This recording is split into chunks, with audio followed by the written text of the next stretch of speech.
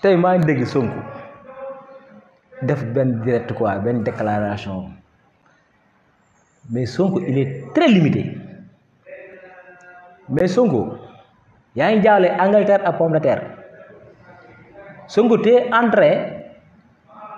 de faire la différence, c'est-à-dire di jaawle commune ak état Sonko commune ngay diriger commune et tu n'es même pas capable de diriger cette commune là dinaa lay wax lu tax c'est que dellu ngeen intervention de Sonko aujourd'hui Sonko sa compétence da nga ko réduire si Sweet Beauté yow t'as pas de compétence la compétence de Sonko est se réduire si Sweet Beauté yow si ñu bëgg xam sa compétence dañuy dem Sweet Beauté ñu xool foofu la ñu xamee sa compétence yow li nga mën et je pense que tey yow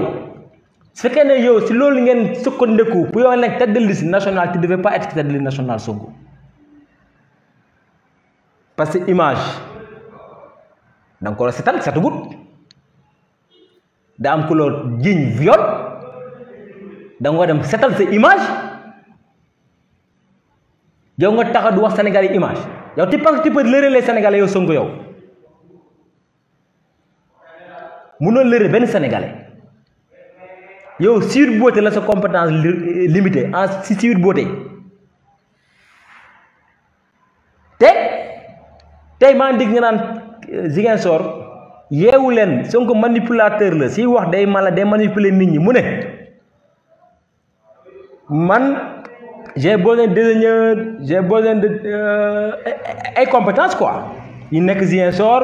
autour de lui pour ñu liggéey pour waa Ziguinchor jàpp si mu liggéey si jàpp du mënul dara Ziguinchor xam na la bu wax foofu noonu yéen waa Ziguinchor moo wax leen ko tey Sonko dafa bëgg a préparer pour ëllëg su échoué mën na yéen waa Ziguinchor yéen a ko jàppale wut ça mënoo tubaab wala lâcheté te foofu la bëgg a jëm at yéen waa Ziguinchor dafa bëgg a dox seen maay dox seen xel pour wax leen ne leen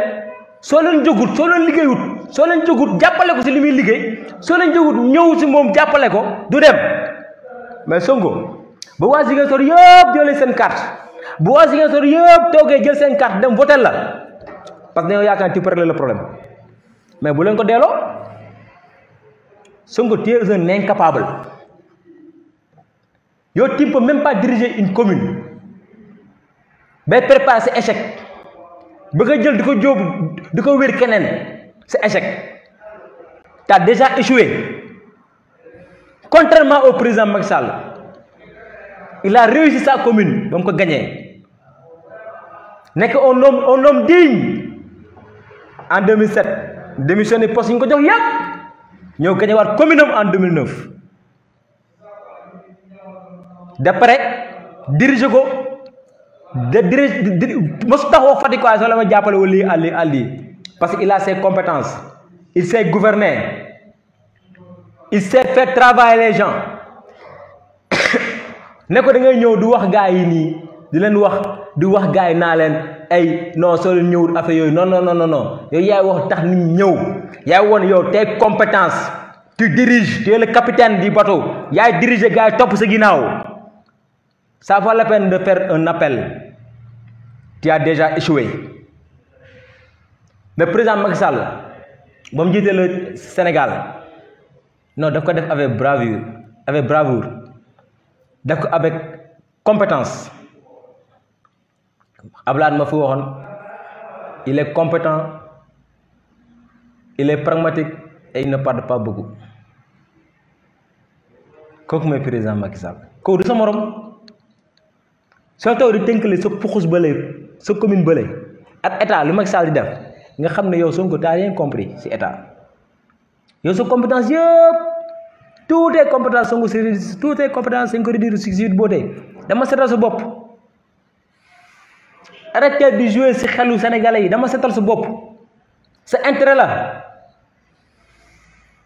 mais da ngaa ragal taxaw foofu loolu may wax ji mais je vais pas m'attarder sur ça parce que yéen est incompétent ngeen parce que Yewwi Askan Wi wane na ko wax leen ma fii Sénégal wax leen ma Sénégal ban coalition ngeen gis bu tenir plus de 2 ans. Le président Macky Sall a réussi de tenir la coalition Benno Bokk Yaakaar, ça fait 10 ans. Xam nga mu tenir coalition Benno Bokk Yaakaar, ça fait 10 ans. Le président Macky Sall, ça fait 10 ans mu tenir coalition Benno Bokk Yaakaar. Parce qu'il est honnête, il est loyal, il est serviable, il est compétent. Il est honnête, il est loyal, il est serviable, il est compétent. Sin allié dañ ko jox cër du dóor marto du dugg ci tunnel yi te loolu moo xew yow askan bi yow askan ñoo gëmloo seen bopp temps yi passé ne dañuy créer benn réseau de élus locaux tuddee ko réel dinaa si ñëw ñu xool la may exactement jamono gii la may avenir réel parce que tas na pare ne dañoo teg benn projet de société boo xam ne nii dañoo jóg pour dem au fond fin du Sénégal régler le problème des Sénégalais patati patata te ñoom ils n'arrivent même pas ñu déggoo ci benn kaddu pour xool kan ak kan ñoo dem toog ba tey ñu assister à une campagne de démission tey sa soo xëyee de ku démissionné yow askan te ku démissionné taw yekk leen lu mel ni xamee dinaa leen bindal léegi dinaa leen liiral léegi nii muy nii déclaration de parti membre de Yewwi Askan Wi sur les investitures bu ngi nii lettre bi mu bind la dinaa leen ko liiral xoolal xaw na guddi mais jël leen seen temps ngeen dellu ko vous allez comprendre te pourtant ñi ñoo nekkoon Yewwi Askan Wi ñoo fa nekkoon déclaration mu ngi nii AG jot na bu Moussa Diop nekkoon si ñun am na parti PNG parti nouvelle génération de Mamadou Lamine Thiam appel 3J de madame Aminata Lô Dieng Bës du ñàkk de Serigne Mansour Sy Djamil crédit du professeur Amadou Diack FPRS de Djibril Diop Cheikh Bamba Dièye FDBJ 7 de Moustapha Bamba Guirassy Pare Suxali Sénégal de Abdou Karim Fall ça peut autant oublier Cheikh Bara Dolly Serigne Mansour Djamil Madiop Diop le maire de Grand Yoff tout ça sont des séries d'émissions te démission Madiop Diop bi moo tax tey ñi folklore liste Barthélémy Dias bi ak seen kii bu am si liste bi respecté ñu parrainage bi cette série d'émission la xam la moo tax parce que ñi démission dañoo dem ba gis ne li dëgg mooy lan dañoo dem ba gis ne gars yi nekk fi di investir gars yi nekkal luñ fi Sénégal seen bopp leen fi nekkal Sénégalais yeewu leen fekkoon ne Sénégal moo leen ñor dinañ arrivé def lu président Macky Sall def président Macky Sall benn bokk yaakaar Sénégal moo leen ñor mosu leen dégg ñu xuloo mosu leen dégg ay série de démission élection yu nekk jaar na fi waxtaan leen seen biir ñeen ñi bàyyi pour l'intérêt général ñeen ñi dem pour l'intérêt général te kenn mosu leen dégg ne Sénégalais wax yeewu kenn la xew dafa yàgg tas na Yewwi Askan Wi tas na tasar parce que seen njiit il est incompétent et c'est pas un homme honnête de parole Sonko togg fii Sonko mu taxaw ne man duma mos a coaliser duma mos a def coalition ak waa PS duma mos a def coalition ak waa AFP duma mos a def coalition ak waa PDS gars yi ne ko lan la mu ne sont les pires du système Sonko moo ko wax dem leen si vidéo yi ma dinaa ko posté sama page ngeen dem ngeen gis ko moo ko fi wax te il s'est dédié c'est le maître des délits Sonko lépp lu mu wax tey soo mu dénnis ba mu set wecc parce que lu ko intéressé c'est pas le Sénégal fekk ko Sénégal moo ko intéressé woon day toog sur sa logique lay toog di xaar ba Sénégalais yi fal ko mais intérêt personnel am parce que bu ñu ne président kut mu ne yaakaar ne dina nax Sénégalais yi lu mu waxoon démb Sénégal di nga ko bàyyi xel Sénégalais yi nelaw yi lu mu waxoon démb mun si xelu Sénégalais yi ba léegi man toogoon naa ko xam ne il fait partie jigéen la si ñuy samp tey Pastef def na ma biram franchement je suis vraiment désolé mais Pastef moom wax dëgg sa ne yàlla man j'ai démissionné parce que le gars là lu ma waxoon au début ba tey jii ni maa ngi koy sur mais gisuma dalu si cohérent te loolu mooy dëgg tey on assiste à des séries de démissions on assiste à des séries de démissions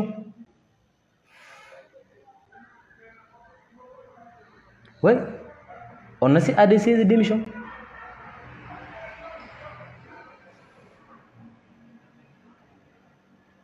loolu lañ gis on assiste à des séries de démissions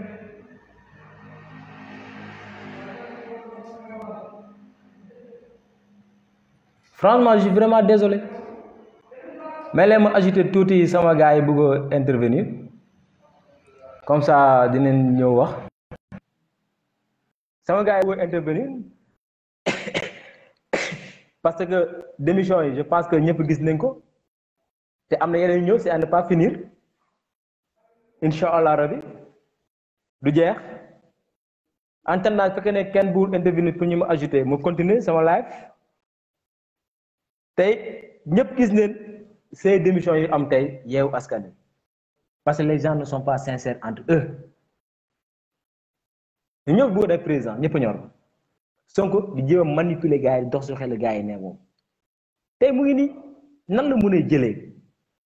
et Serigne Mansour Sy Djamil du ko def 15e position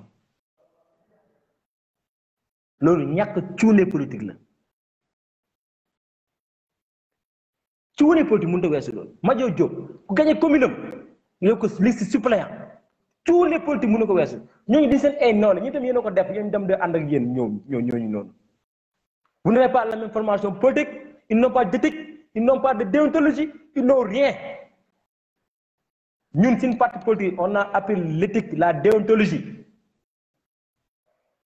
on nous a appris l'éthique et la déontologie ñun dañoo am charte dans nos partis politiques PDS daf ko am APR daf ko am AFP daf ko am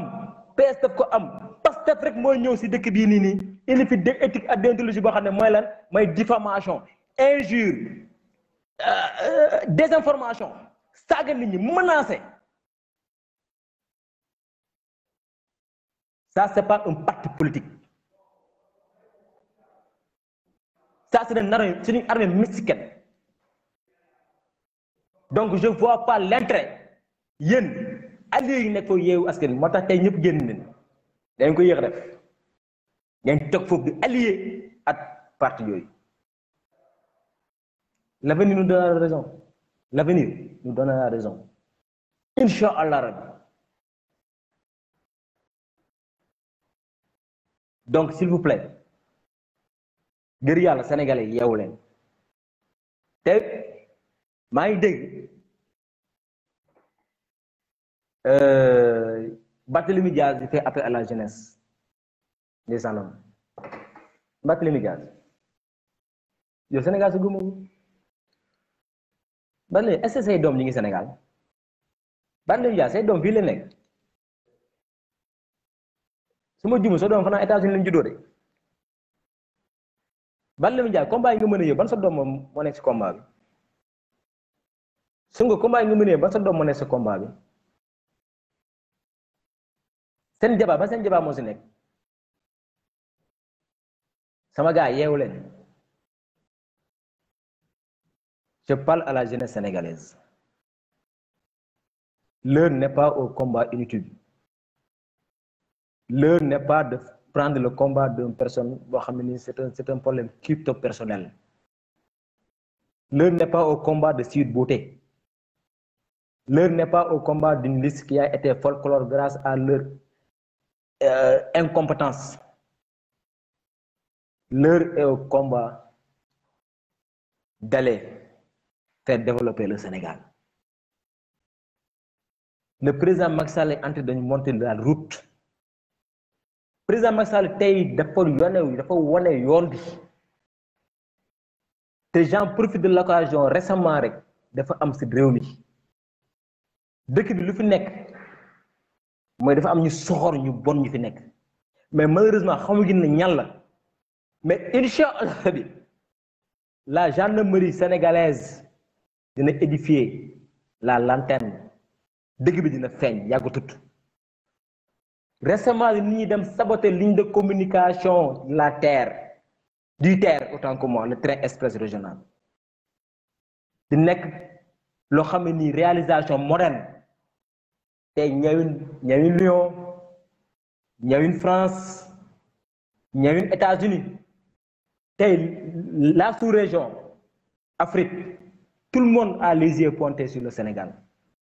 grâce aux réalisations de modernisation du président Macky Sall di def tey train expert régional képp ku taxaw ne train expert régional amul njëriñ cuune parce que xamoo ni réew di doxee xamoo ni économie di doxee commencé ko par Sonko mooy cuune gi mag gi moom récemment dégg naa benn problème yi fi soulevé di wax ay waxu rentabilité ba fi ministre Mansour Faye waxee ne on a généré 3 milliards en 100 jours ñëpp jóg c'est pas rentable c'est pas rentable c'est pas rentable mais opposition jàngi leen dem leen jàngi lii c'est pas un partenariat public privé li état moo ko def par ses propres moyens am ay institut yi ñëw jàppale ko am ay bailleurs de fonds yi ñëw jàppale ko recette bi c'est à 100% à l'état sénégalaise terre bi recette bi dañuy boole lépp yóbbu ko impôt ñoo ko moom SENTER la gestion du terre société bu koy gérer SENTER la tudd dans la gestion du SENTER Sénégal am na ci 34%. wax leen ban réalisation d'envergure ak haute envergure Sénégal lañ mos a def bu mel ni terre bii nii te Sénégal di si gagné lii wax leen ma ko doole si wax des personnes mal intentionnées jóg ne dañuy saboter Sénégal na xam li fi am ñii dañuy def ñii di suul ñii dañuy def lu baax ñii di suul opposition moom seen mucc yëpp mooy suul la waxuma ñoo def de wante ku def insha allah rek dina feeñ te ñaan ma yàlla mu nekk foofu nag parce que ñu leen yaakaar ne suba les Sénégalais ñu fi nekk ak ñun ak ñeneen jiite réew mi Sénégalais yooyu nekk si opposition yi ils sont pas plus Sénégalais que nous te réew mi du ko jiite ñun ñoo leen koy jëkk a jiite